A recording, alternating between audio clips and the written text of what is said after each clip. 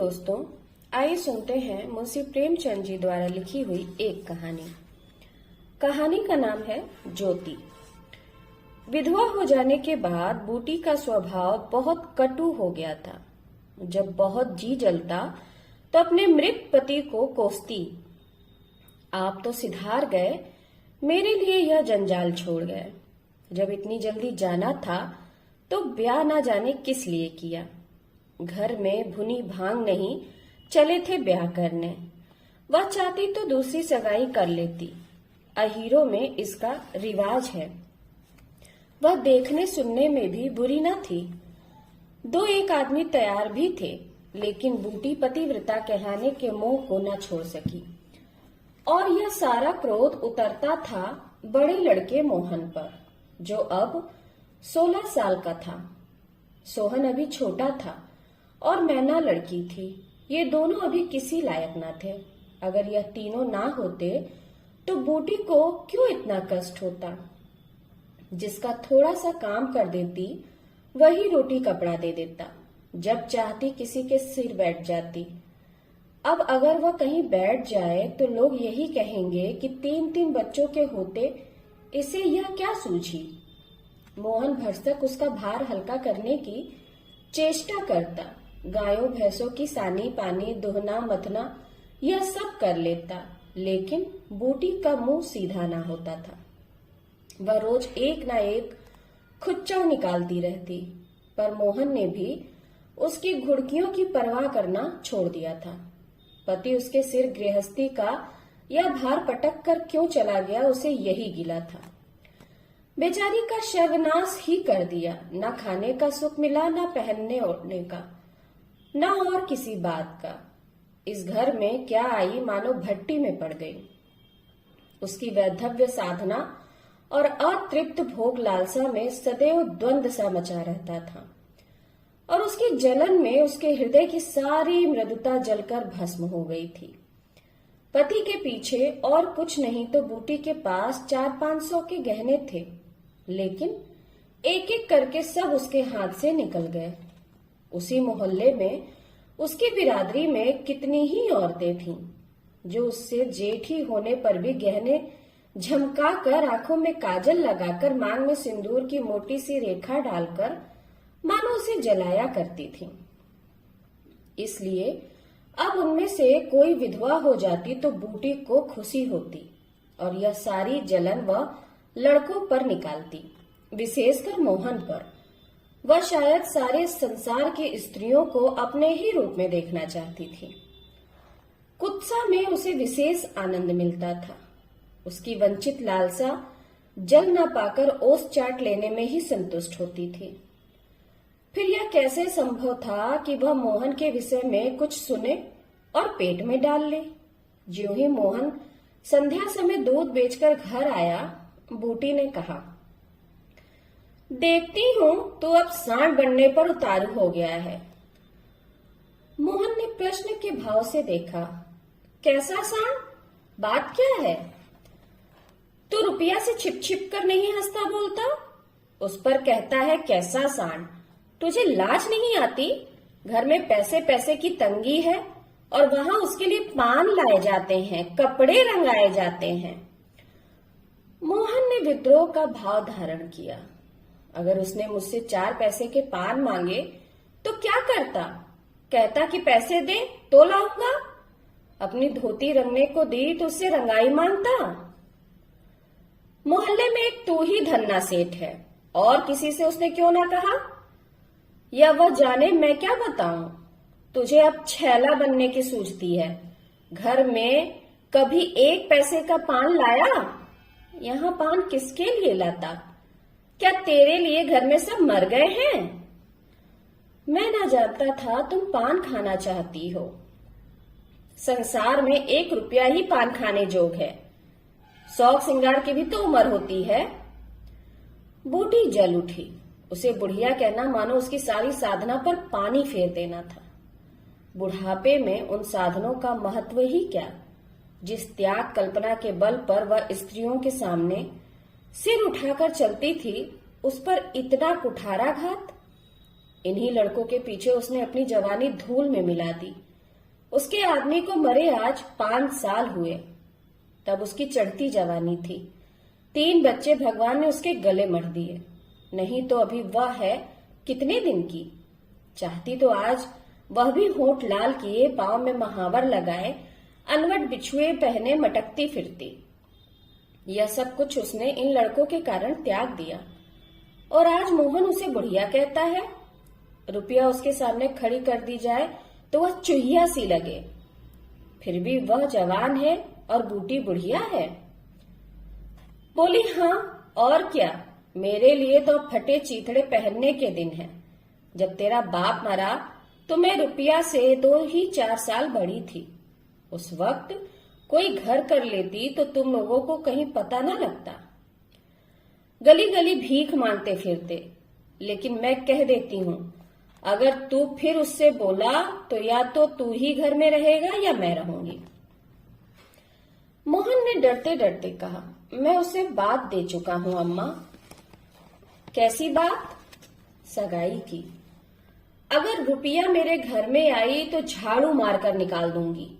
यह सब उसकी माँ की माया है। वह कुटनी मेरे लड़के को मुझसे छीन लेना चाहती है। रान से इतना भी ना देखा गया। चाहती है कि उसे सौत बनाकर छाती पर बैठा दे। मोहन ने व्यथित कंठ से कहा, अम्मा ईश्वर के लिए चुप रहो। क्यों अपना पानी आप खो रही हो? मैंने तो समझा था 4 दिन में मैना अपने घर चली जाएगी, तुम अकेली पड़ जाओगी, इसलिए उसे लाने की बात सोच रहा था। अगर तुम्हें बुरा लगता है तो जाने दो। तू आज से यही आंगन में सोया कर और गाय भैंसे बाहर पड़ी रहेंगी। पड़ी रहने दे, कोई डाका नहीं पड़ जाता। मुझ पर तुझे इतना संदेह है? हाँ, तो मैं यहाँ ना सोऊंगा, तो निकल जा घर से। हाँ, तेरी यही इच्छा है तो निकल जाऊंगा। मैना ने भोजन पकाया और मोहन को खाने के लिए आवाज दी। मोहन ने कहा, मुझे भूख नहीं है। बूटी उससे मनाने न आई। मोहन का युवक हृदय माता के इस कठोर शासन को किसी तरह स्वीकार नहीं कर सकता। उसका घर है, ले ले, अपने लिए वह कोई दूसरा ठिकाना ढूंढ निकालेगा। रुपया ने उसके रूखे जीवन में एक स्निग्धता भर दी थी।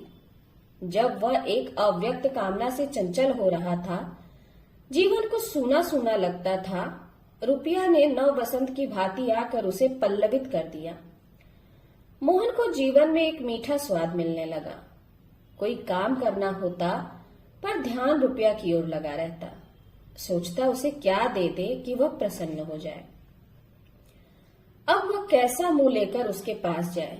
क्या उससे कहे कि अम्मा ने तुझे मुझसे मिलने के लिए मना किया है? अभी कल ही तो बरगद के नीचे दोनों में कैसी कैसे बातें हुई थी। मोहन ने कहा था, रूपा तुम इतनी सुंदर हो, तुम्हारे 100 ग्राहक निकल आएंगे। मेरे घर में तुम्हारे लिए क्या रखा है?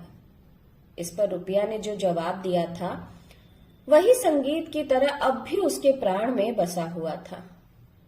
उसने कहा था, मैं तो तुमको चाहती हूं मोहन, अकेले तुमको। परगने के चौधरी हो जाओ तब भी मोहन हो, मजूरी करो तब भी मोहन हो। उसी रुपया से आज वह जाकर कहे कि मुझे अब तुमसे कोई सरोकार नहीं है। नहीं, ये नहीं हो सकता। उसे घर की परवाह नहीं है। वह रुपया के साथ मां से अलग रहेगा। इस जगह ना सही, किसी दूसरे मोहल्ले में सही। इस वक्त भी रुपया उसकी राह देख रही होगी। कैसे अच्छे वेड़े लगाती है। कहीं अम्मा सुन पाए कि वह रात को रुपया के द्वार पर गया था तो प्राण ही दे दे। दे दे प्राण, अपने भाग तो नहीं बखानती कि ऐसी देवी बहू मिली जाती है। ना जाने क्यों रुपया से इतना चिढ़ती है। वह जरा पान खा लेती है, जरा साड़ी रंगकर पहनती है, बस यही तो। चूड़ियों की झंकार सुनाई दी। रुपया आ रही है। हाँ, वही है। रुपया उसके सिरहाने आकर बोली, सो गए क्या मोहन? घड़ी भर से तुम्हारी राह देख रही हूं, आए क्यों नहीं? मोहन नींद का मक्कर किए पड़ा रहा। रुपया ने उसका सिर हिलाकर फिर कहा, क्या सो गए मोहन? उन कोमल उंगलियों के स्पर्श से क्या सिद्धि थी, कौन जाने। मोहन की सारी आत्मा उन्मत्त हो उठी। उसके प्राण मानो बाहर निकलकर रुपया के चरणों में समर्पित हो जाने के लिए उछल पड़े। देवी वरदान के लिए सामने खड़ी है। सारा विश्व जैसे नाच रहा है। उसे मालूम हुआ जैसे उसका शरीर लुप्त हो गया है। केवल वह एक मधुर स्वर की भांति विश्व की गोद में चिपटा हुआ उसके साथ नृत्य कर रहा है। रुपया ने कहा, अभी से सो गए क्या जी? मोहन बोला, हाँ, जरा नींद आ गई थी रूपा। तुम इस वक्त क्या करने आई? कहीं अम्मा देख ले तो तुझे मार ही डालेगी और मुझे भी। तुम आज आए क्यों नहीं? आज अम्मा से लड़ाई हो गई। क्या कहती थी? कहती थी रुपया से बोलेगा तो मैं प्राण दे दूंगी। तुमने पूछा नहीं रुपया से क्यों चिढ़ती हो इतना? अब उनकी क्या बात कहूं रूपा, वह किसी का खाना पहनना नहीं देख सकती। अब मुझे तुमसे दूर रहना पड़ेगा। मेरा जी तो ना मानेगा। ऐसी बात करोगी तो मैं तुम्हें लेकर भाग जाऊंगा। तुम मेरे पास एक बार रोज आया करो, बस, मैं और कुछ नहीं चाहती। और अम्मा जो बिगड़ेगी? तो मैं समझ गई तुम मुझे प्यार नहीं करते।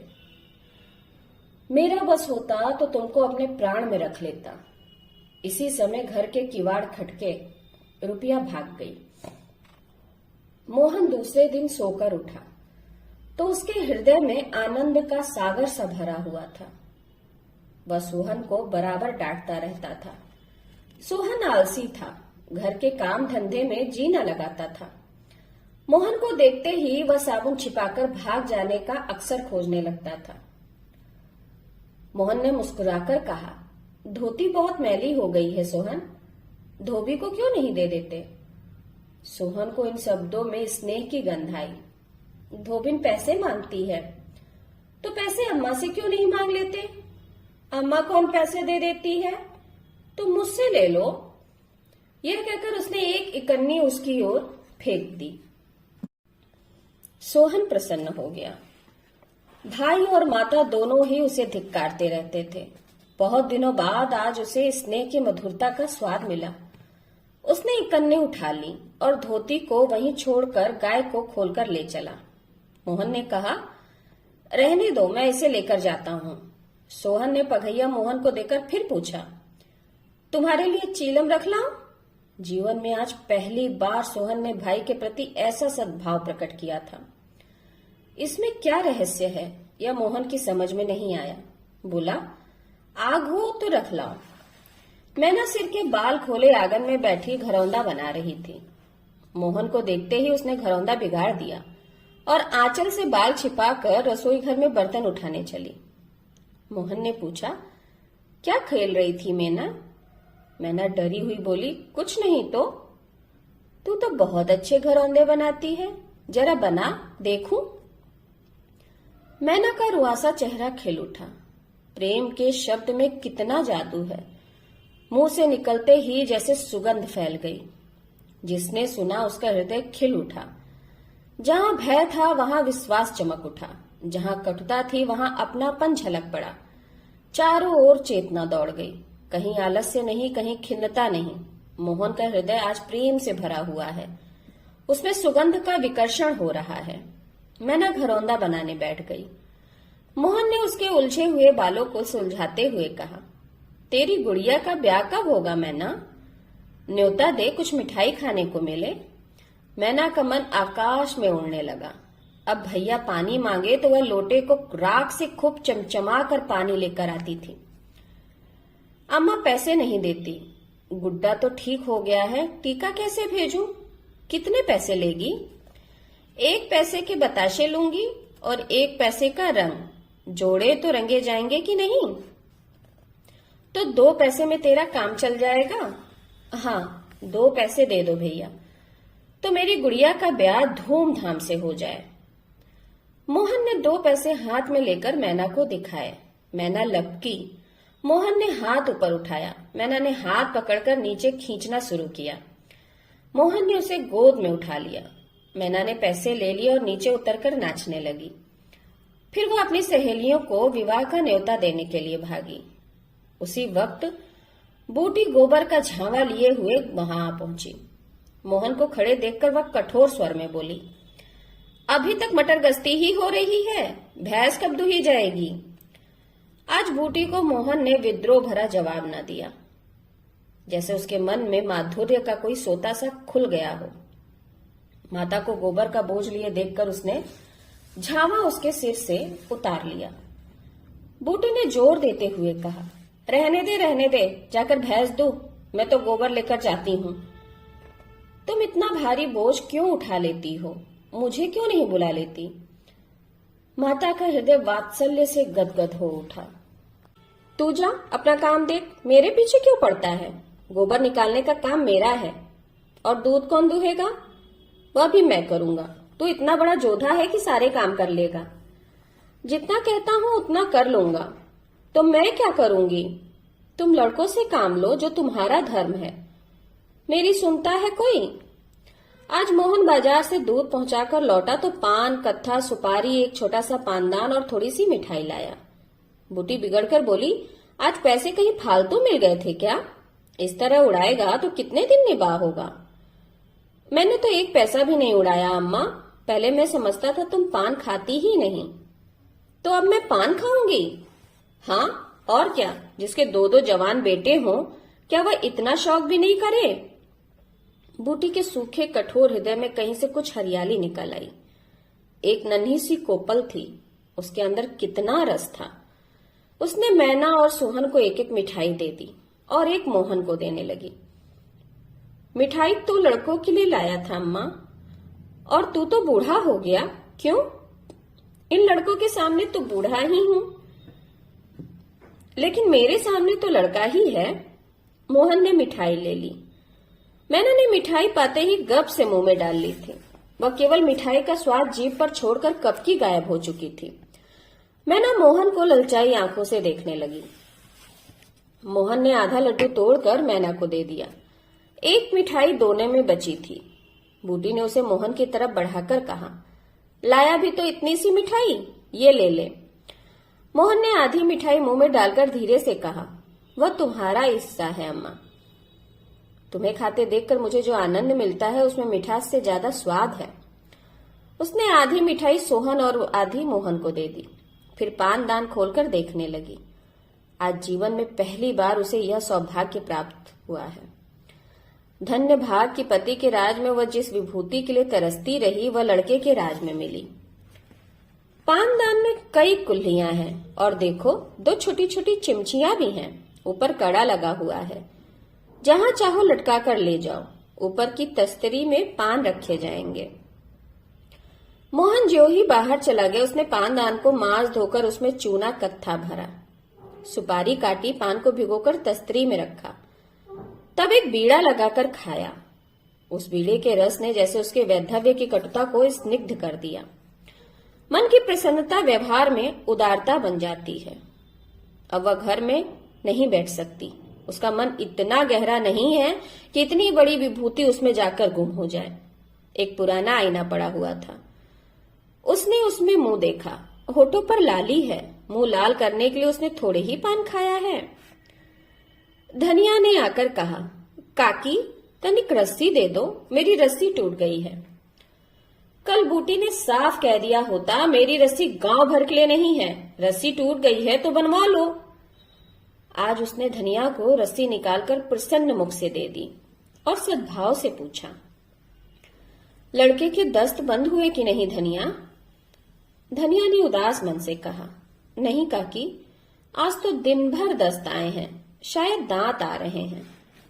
पानी भर ले तो चलूं, जरा देखाऊं उसको, दांत ही है कि कुछ और फसाद है।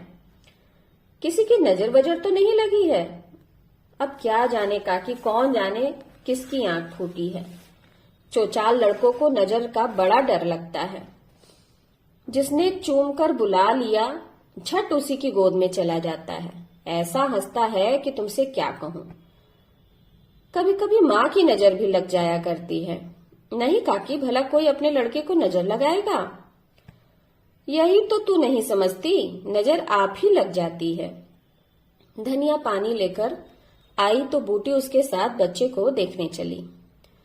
तू अकेली है, आजकल घर के काम धंधे में बड़ा अंडस होता होगा। नहीं काकी, रुपया आ जाती है, घर का कुछ काम कर देती है, नहीं अकेले तो मेरी मरण हो जाती। बूटी को आश्चर्य हुआ। रुपया को उसने केवल तितली समझ रखा था। रुपया? हाँ काकी, बेचारी बड़ी सीधी है, झाड़ू लगा देती है, चौका बर्तन कर देती है, लड़के को संभालती है। गाढ़े समय कौन किसी की बात पूछता है काकी? उसे तो अपनी मिस्सी काजल से छुट्टी ना मिलती होगी, अम्मा ने कहा। यह तो अपनी अपनी रुचि है काकी। मुझे तो इस मिस्सी काजल वाली ने जितना सहारा दिया उतना किसी भक्तिन ने ना दिया। बेचारी रात भर जागती रही। मैंने कुछ दे दो तो नहीं दिया, हाँ जब तक जीऊंगी उसका रस और जस गाऊंगी। तू उसके गुण अभी नहीं जानती धनिया। पान के लिए पैसे कहाँ से आते हैं, किनारदार साड़ियां कहाँ से आती हैं। मैं इन बातों में नहीं पड़ती काकी। फिर शौक सिंगार करने को किसका जी नहीं चाहता। खाने पहनने की यही तो उम्र है। धनिया ने बच्चे को खटोले पर सुला दिया। बूटी ने बच्चे के सिर पर हाथ रखा, पेट में धीरे धीरे उंगली गड़ाकर देखा, नाभि पर हींग का लेप करने को कहा। इसी बीच रुपया बेनिया लाकर उसे झलने लगी। बूटी ने कहा, ला बेनिया मुझे दे दे, मैं डुला दूंगी। तो क्या छोटी हो जाऊंगी? तू दिन भर यहाँ काम धंधा करती है, थक गई होगी। तुम इतनी भली मानस हो और यहाँ लोग कहते थे वह बिना गाली के बात नहीं करती। मारे डर के तुम्हारे पास ना आई। बूटी मुस्कुराई। लोग झूठ तो नहीं कहते। मैं आंखों की देखी मानूं कि कानों की सुनी। आज भी रुपया आंखों में काजल लगाए, पान खाए, रंगी साड़ी पहने हुए थी। किंतु आज बूटी को मालूम हुआ इस फूल में केवल रंग नहीं है, सुगंध भी है। उसके मन में रुपया से घृणा हो गई थी। वह किसी देवी मंत्र से धुल सी गई। कितनी सुशील लड़की है, कितनी लजाधुर, बोली कितनी मीठी है। आजकल की लड़कियां अपने बच्चों की तो परवाह करती नहीं, दूसरों के लिए कौन मरता है। सारी रात धनिया के लड़के को लिए जागती रही। मोहन ने कल की बात इससे कह तो दी होगी। दूसरी लड़की होती तो मेरे ओर मुंह भी ना करती, मुझे देखकर मुंह फेर लेती, मुझे जलाती, मुझसे ऐंठती। इसे तो जैसे कुछ मालूम ही ना हो सकता है कि मोहन ने इससे कुछ कहा ही ना हो। हाँ, यही बात है। आज रुपया बूटी को बड़ी सुंदर लगी। ठीक तो है, अभी शौक सिंगार ना करेगी तो कब करेगी। शौक सिंगार इसलिए बुरा लगता है कि ऐसे आदमी अपने भोग विलास में मस्त रहते हैं। किसी के घर में आग लग जाए उनसे मतलब नहीं। उनका काम तो खाली दूसरों को रिझाना है। जैसे अपने रूप की दुकान सजाए, राह चलतों को बुलाती हो कि जरा इस दुकान की सैर भी करते जाइए। ऐसे उपकारी प्राणियों का सिंगार बुरा नहीं लगता, नहीं बल्कि और अच्छा लगता है। इससे मालूम होता है कि इसका रूप जितना सुंदर है उतना ही मन भी सुंदर है। फिर कौन नहीं चाहता कि लोग उनके रूप का बखान करें। किसे दूसरों की आंखों में छुप जाने की लालसा नहीं होती। बूटी का यौवन कब का विदा हो चुका, फिर भी यह लालसा उसे बनी हुई है। कोई उसे रस भरी आंखों से देख लेता तो उसका मन कितना प्रसन्न हो जाता है। जमीन पर पांव नहीं पड़ते। फिर रूपा तो अभी जवान है। उस दिन से रूपा प्रायः 2-1 बार नित्य बूटी के घर आती। बूटी ने मोहन से आग्रह करके उसके लिए अच्छी सी साड़ी मंगवा दी। अगर रूपा कभी बिना काजल लगाए या बेरंगी साड़ी पहने आ जाती तो बूटी कहती, बहू बेटियों को यह जोगिया भेष अच्छा नहीं लगता। यह भेष तो हम जैसी बुढ़ियों के लिए है। रूपा ने एक दिन कहा, तुम बूढ़ी काहे से हो गई अम्मा? लोगों को इशारा मिल जाए तो भौरों की तरह तुम्हारे द्वार पर धरना देने लगे। बूटी ने मीठे तिरस्कार से कहा, चल मैं तेरी माँ की सौत बनकर जाऊंगी। अम्मा तो बूढ़ी हो गई, तो क्या तेरे दादा अभी जवान बैठे हैं? हाँ, ऐसा, बड़ी अच्छी मिट्टी है उनकी। बूटी ने उसकी ओर रस भरी आंखों से देखकर पूछा, अच्छा बता, मोहन से तेरा ब्याह कर दूं? रूपा लजा गई। उसके मुख पर गुलाब की सी आभा दौड़ गई। आज मोहन दूध बेचकर लौटा तो बूटी ने कहा, कुछ रुपए पैसे जुटा, मैं रूपा से तेरी बातचीत कर रही हूँ। तो कहानी यहीं समाप्त होती है। नमस्कार। आप लोगों से एक अनुरोध कि मेरे चैनल को लाइक करिए, शेयर करिए और सब्सक्राइब करिए, ताकि मैं आप लोगों के लिए ऐसी प्यारी प्यारी अच्छी अच्छी कहानियां लेकर आती रहूं। नमस्ते।